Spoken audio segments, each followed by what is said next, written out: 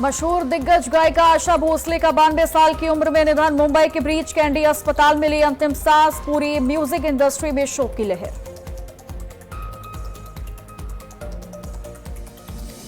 उत्तराखंड सरकार का बड़ा फैसला। चारधाम जाने वाले यात्रियों की संख्या पर कोई सीमा नहीं। संत समाज ने इस फैसले का किया स्वागत। सीएम धामी का जताया आभार। हल्द्वानी में सीएम धामी की उच्च स्तरीय समीक्षा बैठक। मानव वन्य जीव संघर्ष पर स्थायी समाधान के निर्देश। संवेदनशील क्षेत्रों में लगेगा सोलर फेसिंग और अलर्ट सिस्टम। नशा मुक्त उत्तराखंड अभियान के तहत रन फॉर अवेयरनेस रैली का आयोजन। सीएम पुष्कर सिंह धामी ने किया शुभारंभ। 5 दिवसीय देहरादून दौरे पर उत्तराखंड कांग्रेस प्रदेश प्रभारी कुमारी शैलजा। पार्टी कार्यकर्ताओं के साथ संवाद किया। स्थापित राज्य में पार्टी को मजबूत करने पर चर्चा।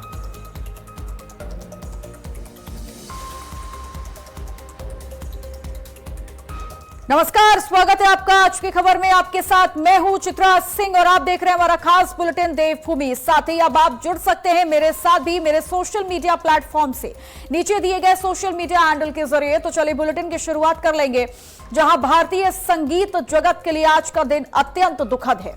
स्वर साम्राज्ञी आशा भोसले जी के निधन से देश ने संगीत क्षेत्र की महान विभूति खो दी है, जिसको लेकर सीएम पुष्कर सिंह धामी का बयान सामने आया।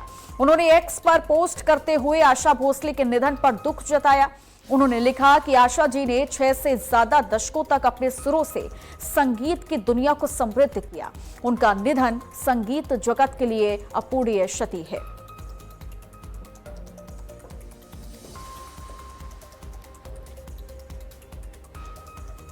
जलियांवाला बाग हत्याकांड की 107वीं वर्षगांठ पर हरिद्वार में स्वतंत्रता सेनानी सम्मान यात्रा निकाली जा रही है। 13 अप्रैल को ऋषिकुल ऑडिटोरियम में आयोजित होने वाले शहीद सम्मान कार्यक्रम में मुख्यमंत्री पुष्कर सिंह धामी भी शामिल हो सकते हैं। स्वतंत्रता सेनानी उत्तराधिकारी परिवार समिति से जुड़े लोगों ने प्रेस क्लब हरिद्वार में प्रेस कॉन्फ्रेंस करते हुए कार्यक्रम के बारे में जानकारी दी। कार्यक्रम में स्वतंत्रता संग्राम के शहीदों के परिवार इकट्ठा होंगे।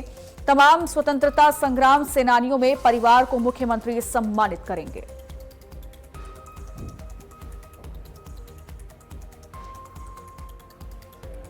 को जालियांवाला बाग नरसंहार की 107वीं वर्षगांठ पर हमने स्वतंत्रता सेनानी शहीद परिवार सम्मेलन आयोजित किया है, जो ऋषिकुल आयुर्वेदिक कॉलेज के ऑडिटोरियम में संपन्न होगा।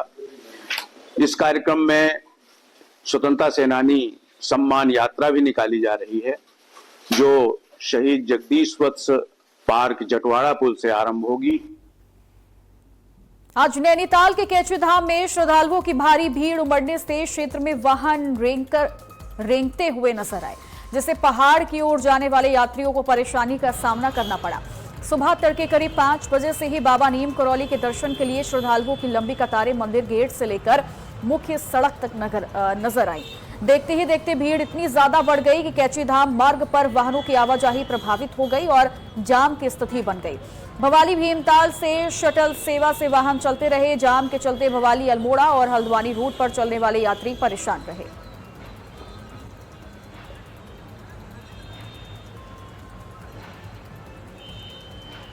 मुख्यमंत्री पुष्कर सिंह धामी ने रविवार को हल्द्वानी में नशा मुक्त उत्तराखंड अभियान के तहत आयोजित रन फॉर अवेयरनेस रैली का शुभारंभ किया, जिसमें हजारों की संख्या में युवा छात्र छात्राएं, जनप्रतिनिधि और गणमान्य नागरिक शामिल हुए। एमबी इंटर कॉलेज मैदान से रैली को हरी झंडी दिखाकर रवाना करने से पहले मुख्यमंत्री धामी ने कहा कि आज की ये दौड़ मात्र शारीरिक व्यायाम नहीं है, बल्कि एक स्वस्थ, समृद्ध और नशे से मुक्त उत्तराखंड के संकल्प की दौड़ है।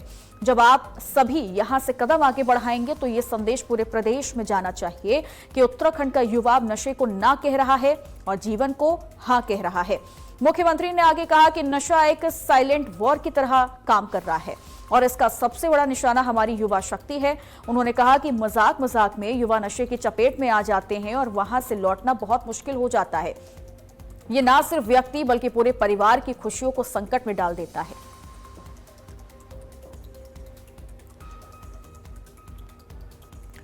नैनीताल के भीमताल में पुष्कर सिंह धामी ने शनिवार को Birla institute of employed sciences में 3 दिवसीय तकनीकी एवं सांस्कृतिक वार्षिकोत्सव स्पेक्ट्रम 2026 का भव्य शुभारंभ किया।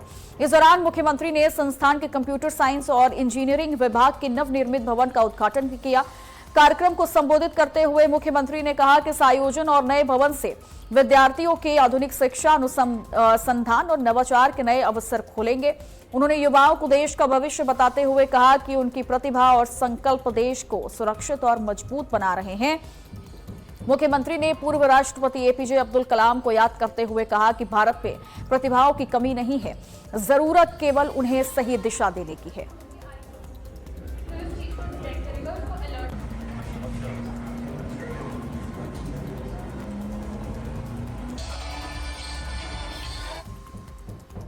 हल्द्वानी में सीएम धामी की उच्च स्तरीय समीक्षा बैठक हुई है, जहां मानव वन्य जीव संघर्ष पर स्थायी समाधान के निर्देश दिए गए हैं।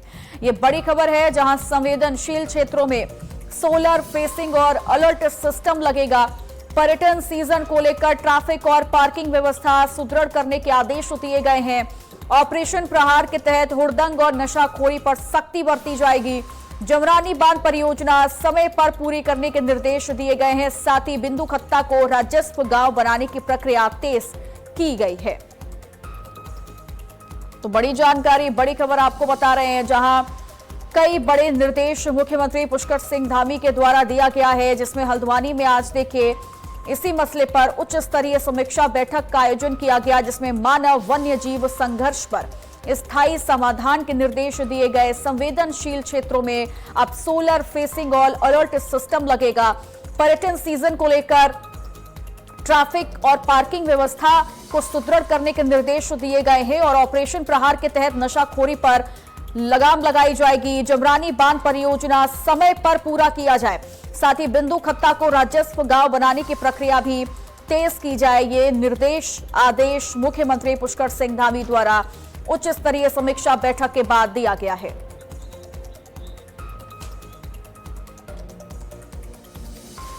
चारधाम महापंचायत के महासचिव डॉक्टर ब्रजेश सती ने चारधाम यात्रा के दौरान यात्रियों की संख्या पर किसी भी प्रकार की रोक न लगाने के निर्णय पर मुख्यमंत्री पुष्कर सिंह धामी का आभार व्यक्त किया।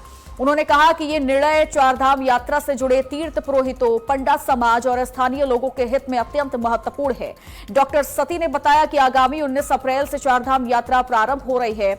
ऐसे में यात्रा को लेकर ये संशय बना हुआ था कि यात्रियों की संख्या सीमित रखी जाएगी या नहीं, जिससे यात्रा से जुड़े लोगों की आजीविका प्रभावित हो सकती थी। फिलहाल अब चार धाम में दर्शन करने वाले श्रद्धालुओं की संख्या को लेकर कोई सीमा नहीं है, जिसको लेकर चारधाम तीर्थ पुरोहित महासभा के अध्यक्ष और गंगोत्री मंदिर समिति के अध्यक्ष सुरेश सेमवाल ने मुख्यमंत्री के प्रति आभार व्यक्त किया और इस फैसले का स्वागत किया।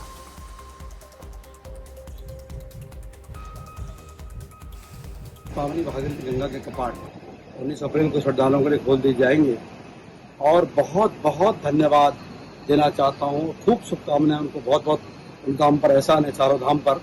माननीय हमारे यशस्वी मुख्यमंत्री पुष्कर सिंह धामी जी का, उन्होंने जो सीमित संख्या है, जो हमारी मांग थी, उसको उन्होंने पूरी तरह से खत्म कर दिया है। उसके लिए हम उनका बहुत बहुत प्रशंसक हैं।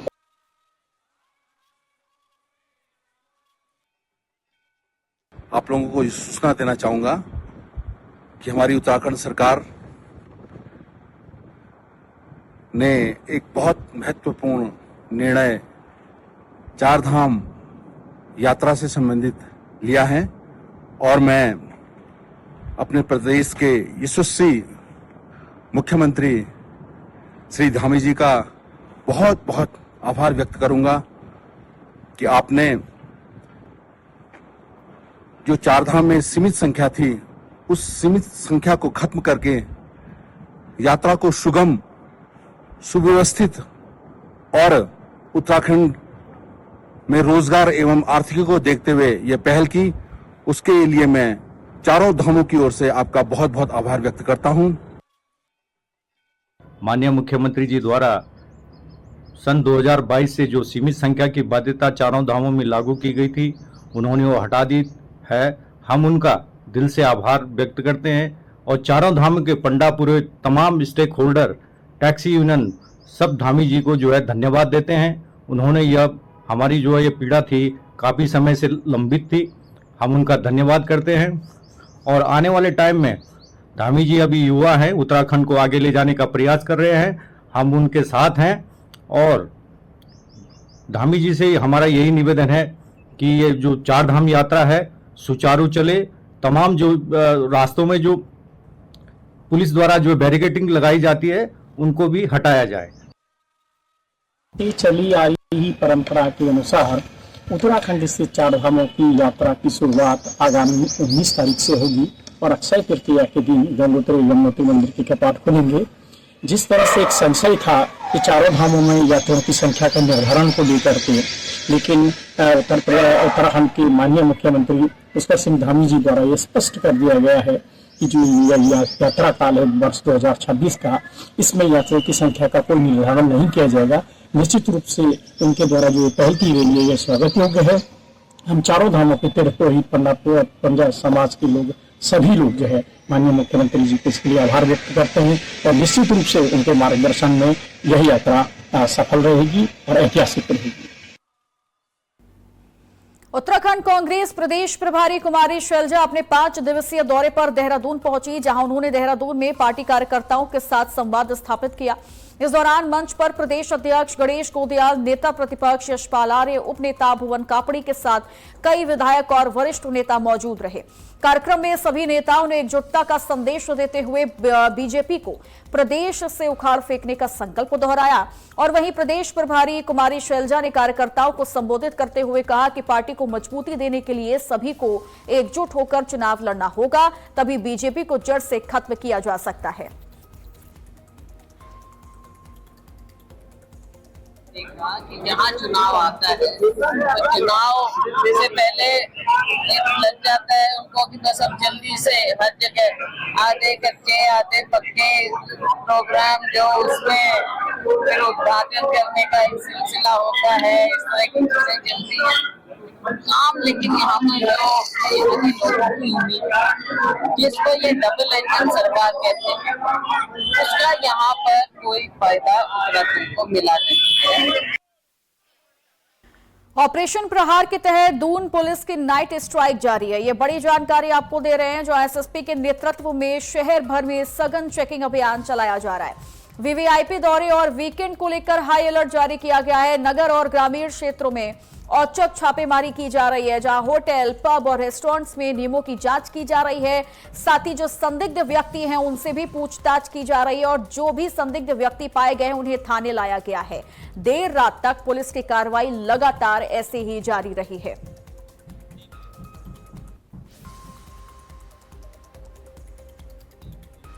खबरों में आगे बढ़ेंगे, जहां लक्सर के भोगपुर गांव में बीती रात सनसनीखेज घटना सामने आई, जहां मंदिर में लूट की नियत से घुसे अज्ञात बदमाशों ने पुजारी की हत्या कर दी। जानकारी के मुताबिक यूपी के गोदना गांव निवासी 65 साल के राजवीर नामक पुजारी पिछले 2 महीने से गांव के मंदिर में रहकर पूजा कर रहे थे और रात में लूट की नियत से मंदिर बदमाश घुस आए। लेकिन इसी बीच पुजारी की नींद खुल गई। बदमाशों ने उनके सिर पर भारी वस्तु से हमला कर दिया, जिससे उनकी मौके पर ही मौत हो गई।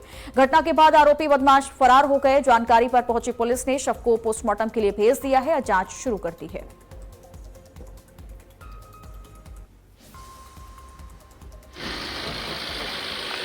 देखिए, यहाँ भोगपुर में सुबह हमें सीसीआर के माध्यम से एक सूचना मिली थी कि कोई व्यक्ति एक मंदिर में चोट लगी हुई है जिससे वो मरा पड़ा है। उसकी सूचना पर हम लोग यहाँ पर आए हैं। यहाँ पर आने पर पता चला कि एक व्यक्ति जो पिछले 3-4 महीने से यहाँ संजय सैनी जी भोगपुर के इनके निजी मंदिर में रह रहा था, अपनी मर्जी से रह रहा था, उसको कुछ लोगों ने रात में आकर के उसकी हत्या कारित कर दी थी।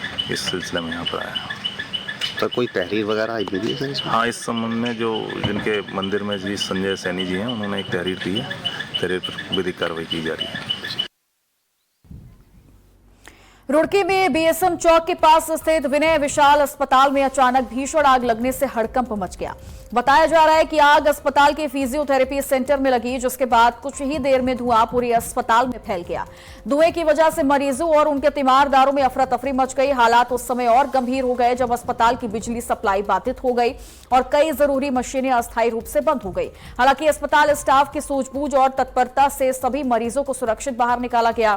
खासतौर पर आईसीयू में भर्ती मरीजों को सुरक्षित निकालना बड़ी चुनौती थी, लेकिन टीम ने तेजी से कार्रवाई करते हुए स्थिति को संभाल लिया।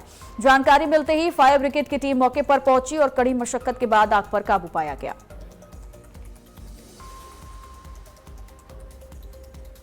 हम लोगों को जैसे ही सूचना मिली हम लोग यहाँ पर पहुंचे, फायर भी पहुंची है। उन्होंने फिजियोथेरेपी सेंटर है वहाँ पर से शायद शॉर्ट सर्किट हुआ है और धुआं ऊपर तक गया है, लेकिन वो आईसीयू वाले सेक्शन में नहीं गया है और फायर ब्रिगेड ने उस पर काबू पाया है। अब हालात नॉर्मल है, कोई दिक्कत नहीं है। तो मरीज सेफ्टी है? हाँ सेफ्टी है, अभी कोई दिक्कत नहीं है। आग को काबू पा लिया गया है। ये विनय विशाल हेल्थ केयर सेंटर है। इसमें आग लगने की सूचना मिली थी। लोगों ने तुरंत वहाँ से प्रस्थान किया फायर स्टेशन से और फायर टेंडर के द्वारा और लगे हुए जो अग्निशमन यंत्र हैं उनका प्रयोग करते हुए आपको नियंत्रण किया गया। कोई जनहानि नहीं है, कोई पेशेंट की बात पता लगेगा कि आग किस कारण से लगी थी। उत्तराखंड में उद्यान और कृषि के क्षेत्र में युवा अगर आधुनिक तरीके से खेती करे तो आत्मनिर्भर बनने के साथ ही कई लोगों को रोजगार भी दे सकते हैं। भरसार यूनिवर्सिटी पौड़ी के असिस्टेंट प्रोफेसर डॉक्टर अंकित टमटा का एक ऐसा मानना है कि उन्होंने कहा कि उत्तराखंड में 13 जिले हैं, जिनमें हरिद्वार, देहरादून और ऊधम सिंह नगर जहां मैदानी क्षेत्र हैं, वहीं अन्य 10 जिले पहाड़ी क्षेत्र हैं।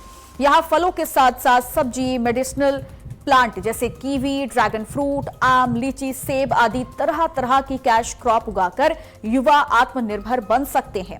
इसका एक उदाहरण पड़ोसी राज्य हिमाचल भी है, जहां के युवा नौकरी की बजाय अपना बाग बगीचे और खेती बाड़ी में ही ध्यान देते हैं। हमारे संवाददाता आशीष डोभाल ने उनसे बातचीत भी की है, तो आइए आपको सुनवाते हैं उन्होंने क्या कुछ कहा है।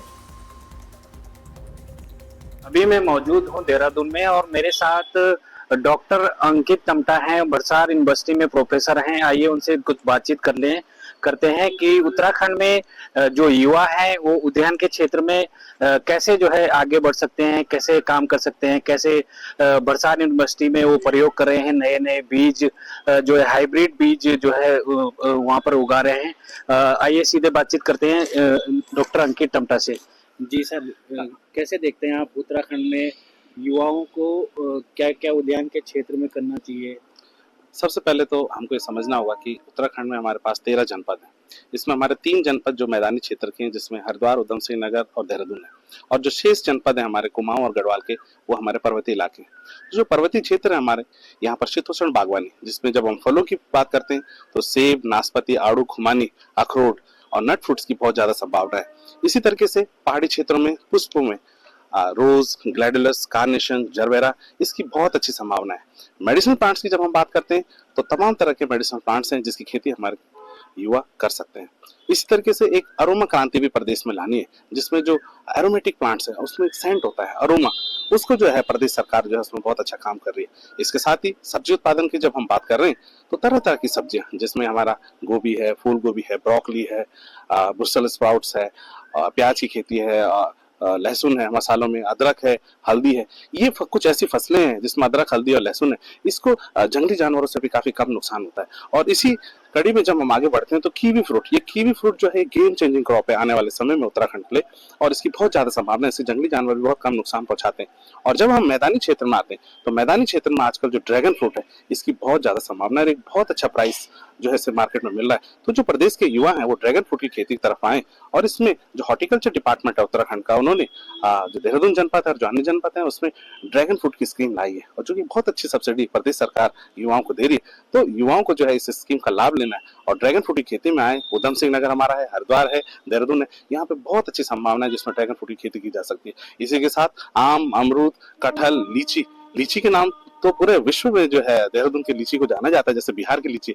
तो इस पे जो है युवा बहुत अच्छे काम कर सकते हैं। तो ये थे डॉक्टर अंकित टमटा, जो जिनका कहना है कि युवा उद्यान के क्षेत्र में अच्छा काम कर सकते हैं और बरसार यूनिवर्सिटी में भी वो तरह तरह के प्रयोग कर रहे हैं और जो नए नए बीज हैं वो उगा रहे हैं और किसानों तक कहीं ना कहीं पहुंचा रहे हैं।